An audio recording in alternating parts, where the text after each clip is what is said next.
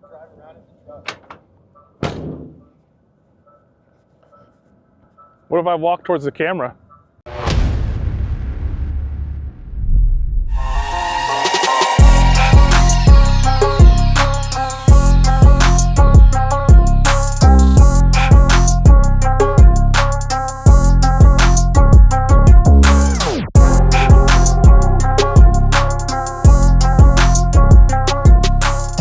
Okay, we're back with another wrap-up video. See if we can get lucky twice in one time, but we've already got some lights here, so are they driving by? Sweet, we're good, they're driving by. That was gonna be a quick one. But we're back. Another wrap-up video. This time we have Chris Kratis's. This is a 59 GMC, obviously fleet side. Let's go over it. So again, another GSI airbag chassis, another set of bare brakes. So these are the 6P, or the 14-inch six-piston caliper, 14-inch rotor brake setup that we love to use. We even got a little dirt on the back because when we were doing B-roll, somebody wanted me to get on it, so I did. 20-inch shots up front, 22 by 12s out back. We just did one of these wrap-up videos not too long ago, so we're going to change the rotation here. We're going to go up front first. There's not really a lot to talk about on the outside. We do have all new glass.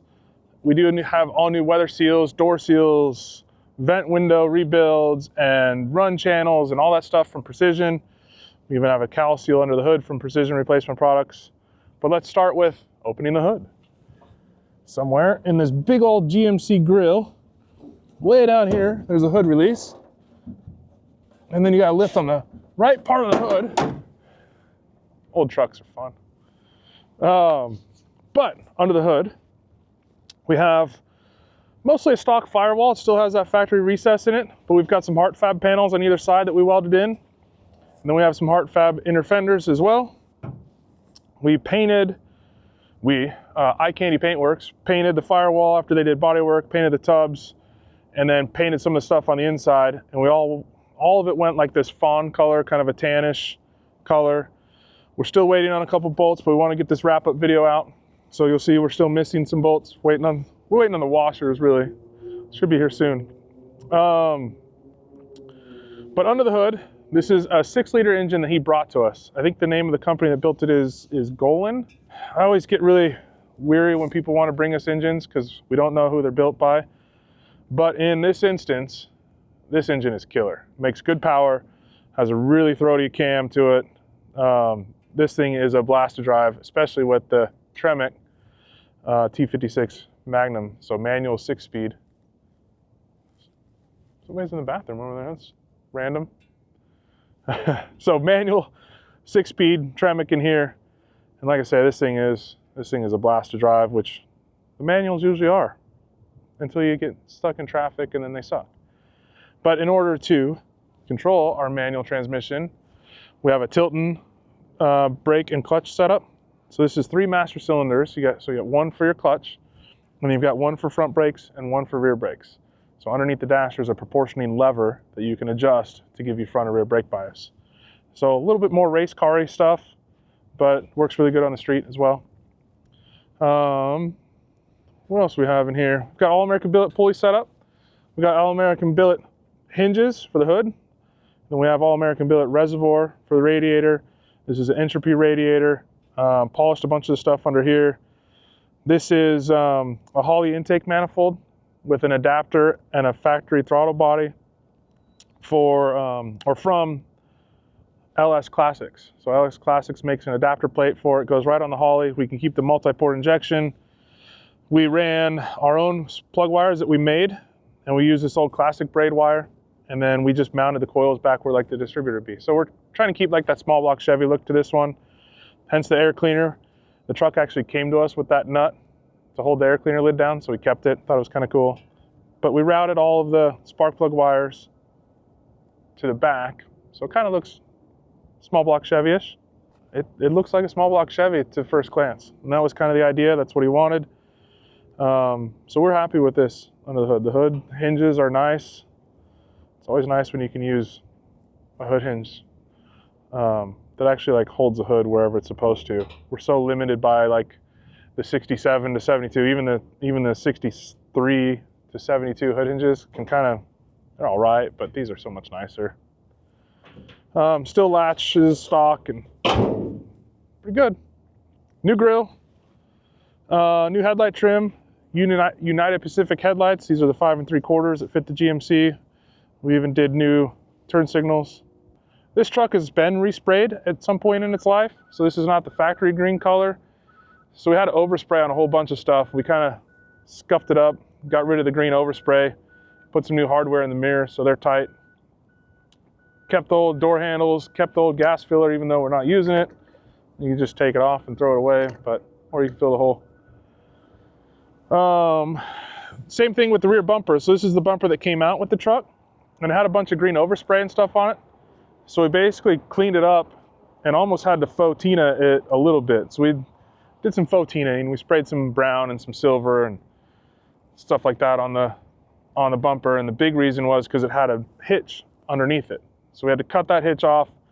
We had to get rid of all the green overspray, and we kind of made it look like it's always been there. And then license plate barely fit. We put a little bend on it and put a license plate light there so it's super legal. And you can drive wherever he wants, and cops will never give him crap because it's not like the truck's too low.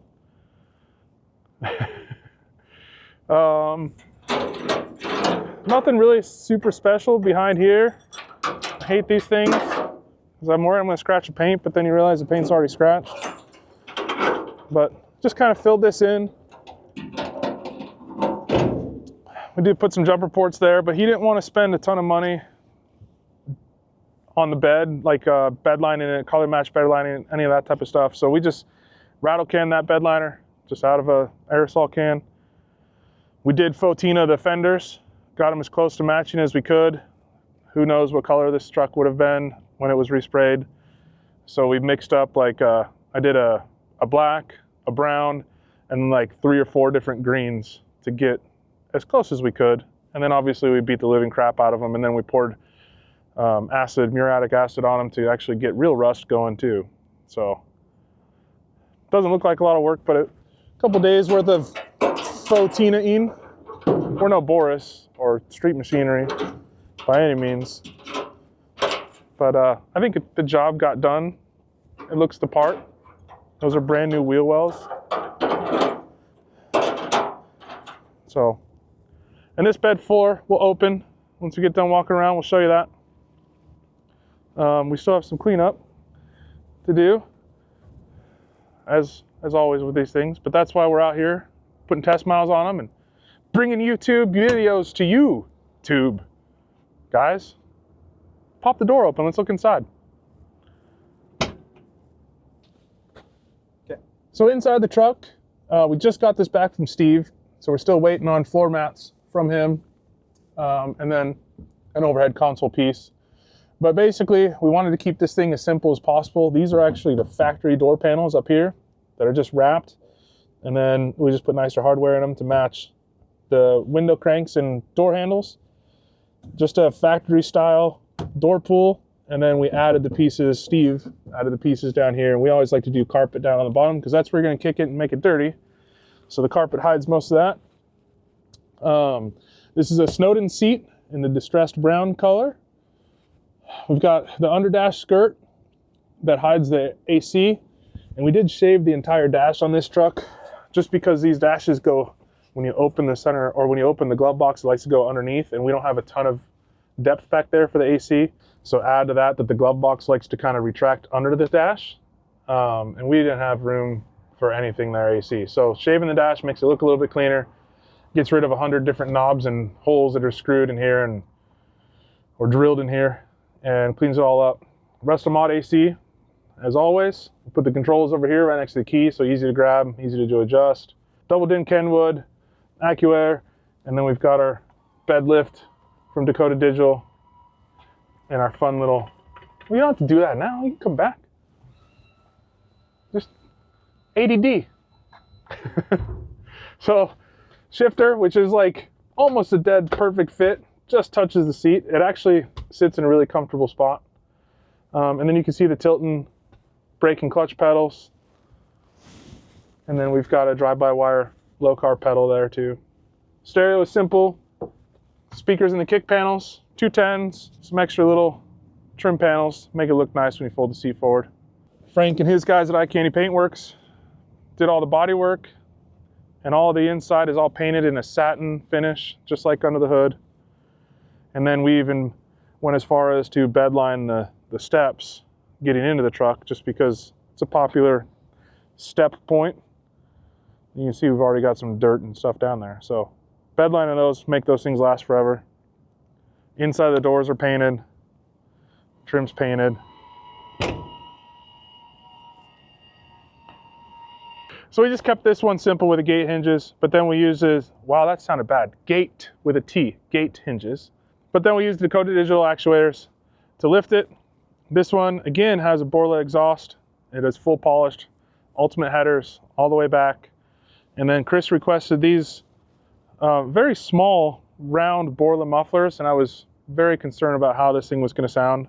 Just thought it was gonna be way too loud, but it actually sounds, it's like one of my favorite ones, especially a non-supercharged engine. This thing sounds killer. Keeping it with the normal theme for us, we have AccuAir.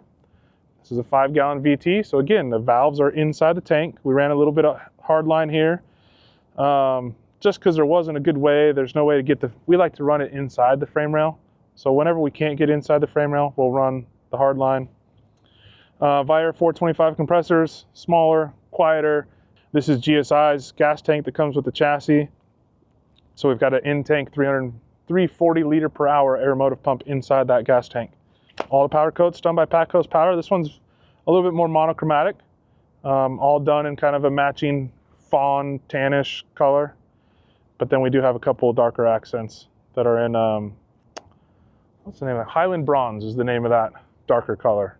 So, and again, underneath the bed is not color match bed liner. It's not anything crazy. We just rattle canned a bunch of it, kept the rust, the new metal that we put on there from rusting, and hopefully prolong the life of everything else that already started rusting. So we did a rust converter on some of it, and then covered that up with the, there goes my phone again. Cover that up with the spray-on bed liner, but rattle can spray-on bed liner.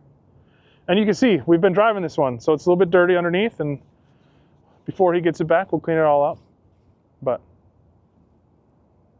another wrap-up for you. Thanks for watching. Thanks for subscribing.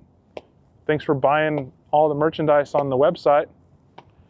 And I hope you buy more so that we can continue to do these YouTube things, because Brian's like doubling the price on me now. So apparently he got busy, he's doing his own thing now, and now he wants to charge me more. I'll probably just keep paying it. Anyway, that's it. What else you want to see? That's it. We're done. Drive it away, go do some rolling shots, put some good music to it. We'll see you later.